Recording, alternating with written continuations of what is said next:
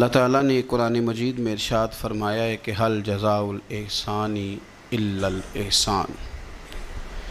فرمایا کیا ہے احسان کا بدلہ سوائے احسان کے؟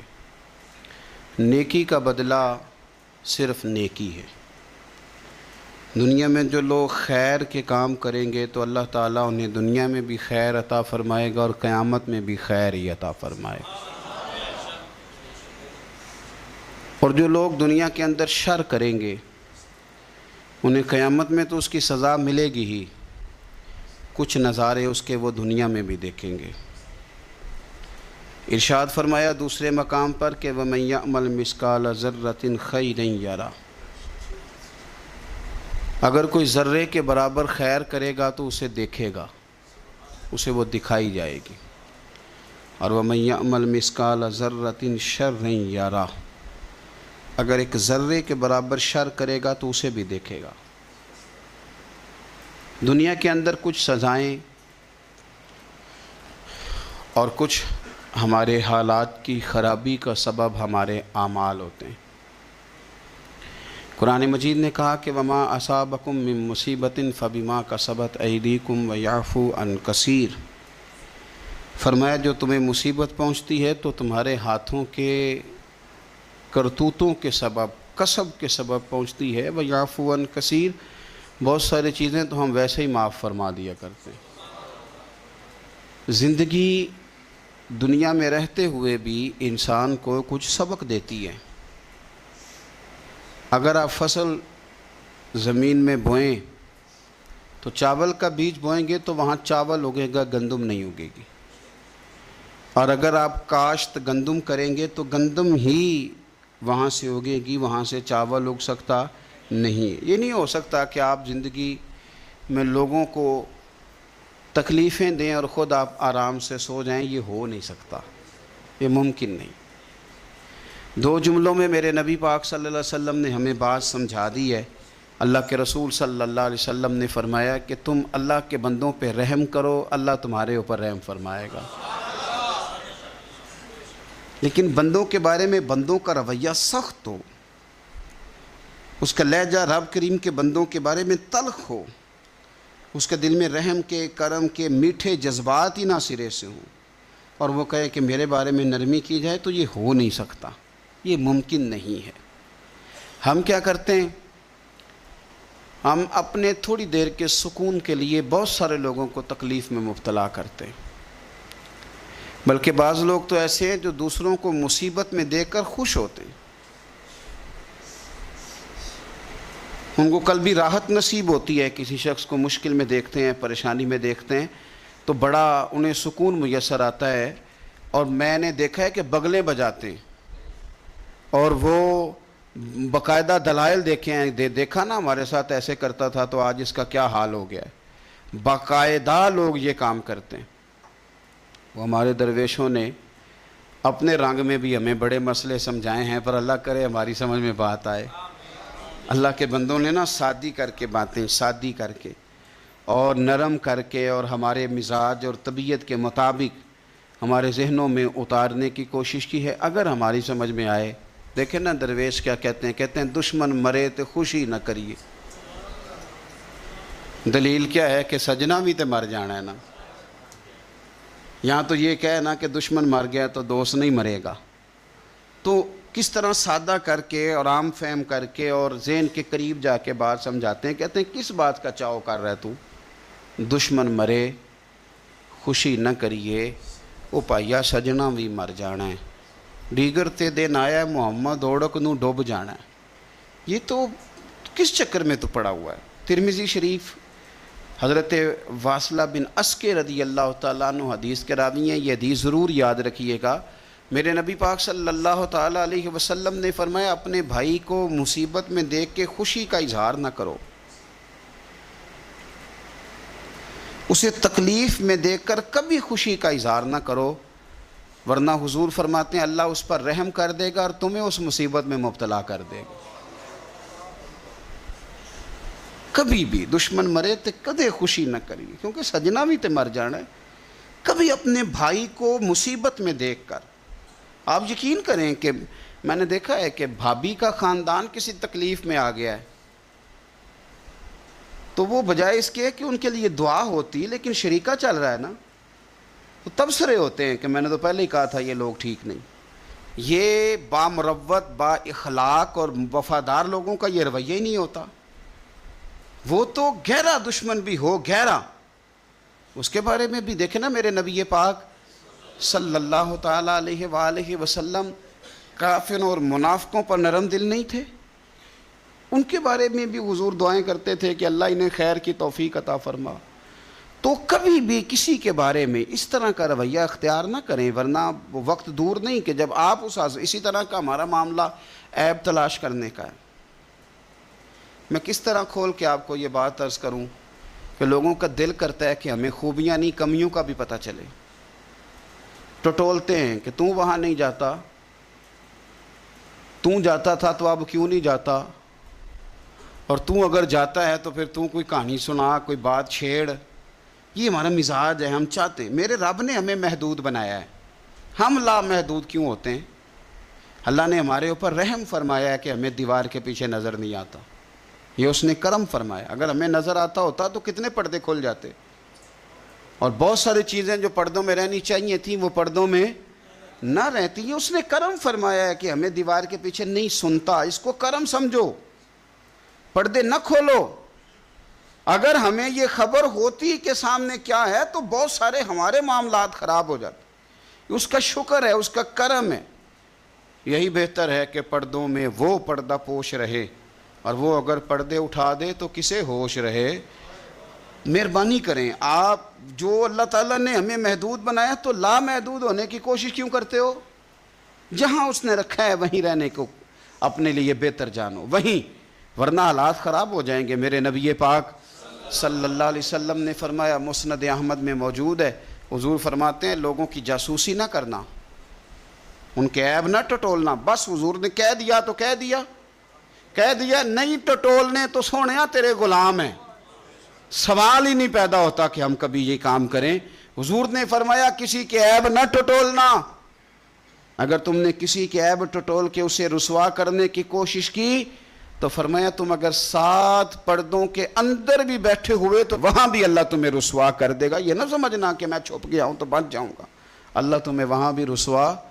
تو کچھ جرموں کی دنیا میں ہم دیکھتے ہیں، اور اس کا سادہ ترجمہ یہ ہے کہ جیسا کرو گے پھر ویسا بھرو گے۔ یہ ہوتا ہے، آپ اس سے بچ نہیں سکتے۔ اور اس وقت بندہ بڑا سمارٹ ہوتا ہے، وہ اپنے آپ کو بڑا تیز سمجھتا ہے، وہ کہتا ہے میں نے پتہ پھینکا تھا تو میرا پتہ چل گیا ہے، دیکھا نا پھر۔ اور کئی دفعہ میں نے دیکھا ہے شریف آدمی مجبور ہوتا ہے، وہ کیا کر سکتا ہے؟ شریف جو ہوا، شر اور شریف ان کا مقابلہ نہیں ہوتا، ایک چیز ہے ہی شر، تو شریف اس کا مقابلہ کیسے کرے گا؟ بلکہ شریف آدمی تو کئی دفعہ ویسے ہی بچتا ہے، کہتا ہے یار مطلب کسی طریقے جان چھڑائیں، یہ شر ہے اور میں باوضو رہنے والا آدمی ہوں، میں گند میں کیسے ہاتھ ڈالوں گا؟ وہ بچتا ہے تو لوگ سمجھتے ہیں ڈرپوک ہے، حالانکہ ڈرپوک اور ہوتا ہے اور شریف اور ہوتا ہے۔ تو شرافت کو لوگ بزدلی جانتے ہیں۔ نبی پاک صلی اللہ علیہ وسلم کے صحابی حضرت سعید بن زید رضی اللہ تعالی اور 10 مبشرہ صحابی حضرت عمر کے بہنوئی ہیں، اور یہ حوالہ میں آپ کو مسلم شریف سے عرض کر رہا ہوں۔ حضرت سعید بن زید رضی اللہ تعالیٰ عنہ وہ خوبصورت آدمی ہیں جنہیں دنیا میں چلتے پھرتے میرے نبی پاک نے جنت کی بشارت عطا فرمائی۔ بندے کا قد کاٹ دیکھیں کہ جنتی بندہ، یعنی اتنا اعتماد حضور نے کیا کہ فرمایا اس کے بعد والے آخری دم تک کے اعمال پر بھی میں جانتا ہوں یہ جنتیوں والے کام کرے گا۔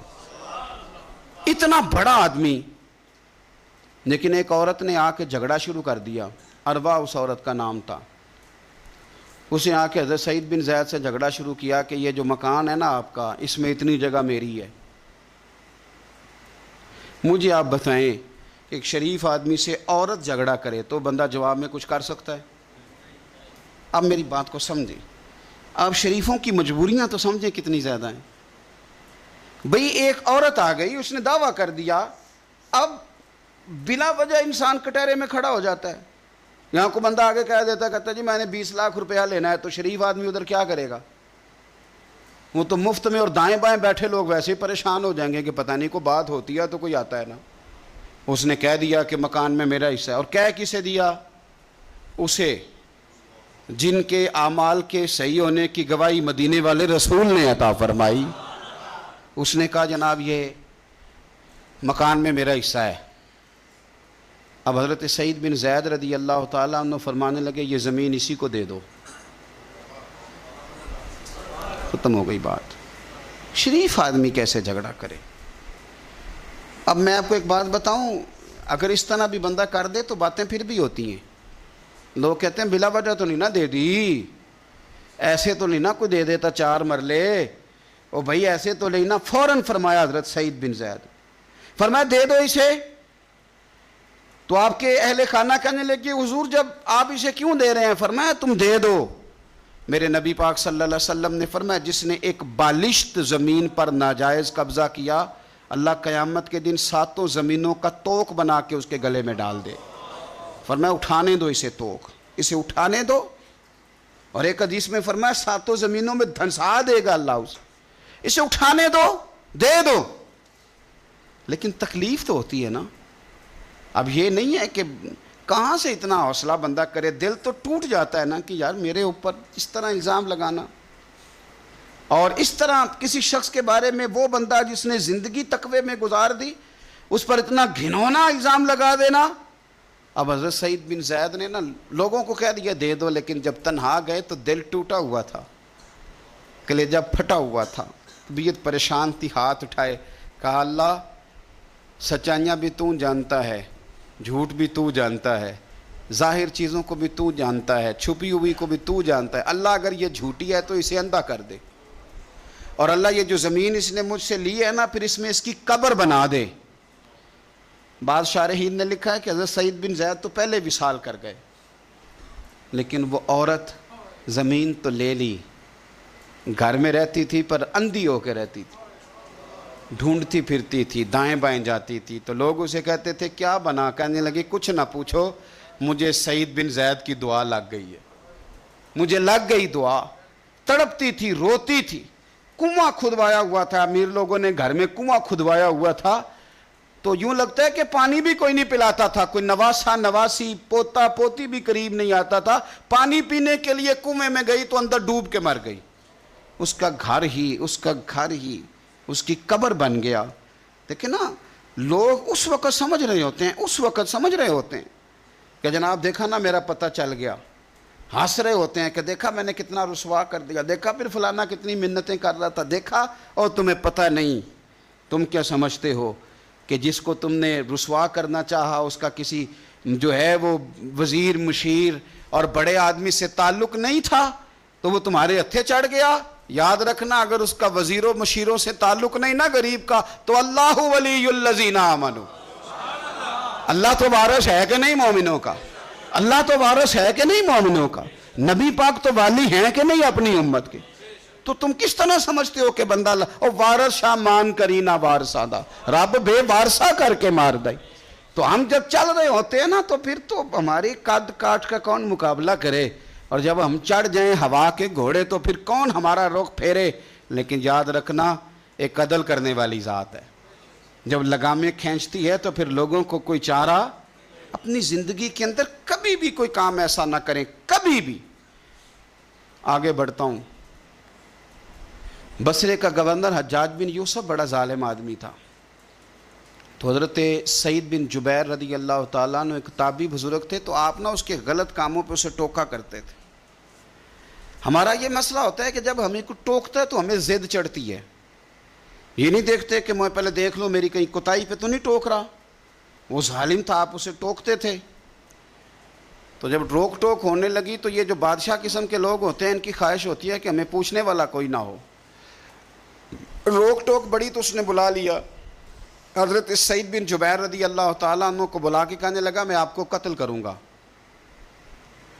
تو آپ فرمانے لگے جس طرح تو مجھے قتل کرے گا نا میرا رب بھی تجھے اسی طرح ہی قتل کرے گا۔ اللہ والے تھوڑا کسی سے ڈرتے ہیں، وہ اسی طرح تجھے قتل کرے گا۔ کہنے لگا حضرت سعید بن جبیر رضی اللہ تعالیٰ عنہ سے کہ اگر آپ مجھ سے معافی مانگ لیں گے تو میں آپ کو چھوڑ دوں گا. تو آپ فرمانے لگے معافی تو میں روز مانگتا ہوں پر صرف اپنے رب سے. تجھ سے کاہے کی معافی مانگوں, کس بات کی تجھ سے معافی مانگوں؟ کہنے لگا پھر آپ بعض جلاد سے کہنے لگا اسے قتل کرو. آپ نے ہنسنا شروع کر دیا. تو وہ کہنے لگا ہنستے کیوں ہو؟ فرمانے لگے تیری جرت پہ ہنس رہا ہوں کہ خدا کا کمزور بندہ ہو کہ تو کس طرح کی جرت کے ساتھ باتیں کر رہا ہے کہ میں تجھے قتل کرا دوں گا. اس نے کہا پکڑو, اور غصے میں آ گیا, پکڑو اور انہیں قتل کرو. جب قتل کرنے لگے تو آپ نے منہ کعبے کی طرف کر لیا اور پڑھا انی وجہت وجہی للذی فطر السماوات والارض حنیفا وما انا من المشرکین. کعبے کی طرف منہ کر کے یہ دعا پڑھی تو کہنے لگا اچھا اس کا رخ پھیر دو کعبے سے. تو آپ کا جب رخ پھیرا تو آپ فرمانے لگے تو بڑا ہی بیوقوف ہے, فَإِنَّمَا تُوَلُّوا فَثَمَّ وَجْهُ اللَّهِ. تمہیں پتہ نہیں منہ جدھر بھی کرے اللہ ادھر ہی ہوتا ہے. تو بڑا بیوقوف ہے, تو کعبے سے رخ پھیر کے سمجھتا ہے کہ اللہ کوئی معاذ اللہ مقید ہے. ادھر رب تو ہر طرف ہے, جلوہ تیری ذات کا کو بکو ہے. میں جدھر دیکھتا ہوں ادھر تو ہی تو ہے, جدھر دیکھتا ہوں ادھر. جے میں تینوں اندر جانا تو پھر مقید جانا, تو جے میں تینوں باہر جانا تے اندر کون سمانا. اندر بھی تو ہے تے باہر بھی تو ہے تے بلا کون نمانا. فرمایا کہ بھئی ہر طرف ہی اللہ ہے. اب اس نے پتہ کیا کیا, آپ کو جب قتل کروا رہا تھا نا تو حضرت سعید بن جبیر نے ہاتھ اٹھایا کہ اللہ میرے بعد اسے کسی اور کو قتل کرنے کا موقع نہ دینا. میں اتنی بات کسی اور پر اسے مسلط نہ کرنا. حضرت سعید بن جبیر قتل ہوئے, شہید ہوئے تو اتنا خون بہا, اتنا خون بہا کہ خون بند ہی نہیں ہوتا, اتنا خون. وہ کہنے لگا وزیروں سے, مشیروں سے, طبیبوں سے کہ اتنا خون. تو وہ کہنے لگے بادشاہ یہ خون بتاتا ہے کہ یہ بندہ تجھ سے ڈر کے نہیں مرا, ورنہ تو تلوار بندے کے قریب آتی ہے تو خون خشک ہوتا جاتا ہے, ورنہ تو حکم ہوتا ہے سزائے موت کا تو لوگوں کے کپڑے ڈھیلے ہو جاتے ہیں, جسم کمزور ہو جاتا ہے. یہ بندہ نہ ڈر تھا اس لیے اتنا اس کا خون نکلا ہے کہ اسے کوئی ڈر نہیں تھا. حضرت سعید بن جبیر کو قتل کرنے کے بعد نا حجاج بن یوسف 15 دن زندہ رہا ہے, صرف 15 دن. کینسر ہو گیا پیٹ میں, اتنی تکلیف ہوئی کہ جس بیماری کو آج آپ کینسر کہتے ہیں کہ کسی کی سمجھ میں نہیں آتا تھا. طبیب گوشت کی بوٹی ڈالتا تھا دھاگے کے ساتھ پیٹ میں, تو باہر آتی تھی تو وہ گل سڑ کے باہر نکلتی تھی. اس کے اپنے بھی اس کے کمرے میں نہیں جاتے تھے.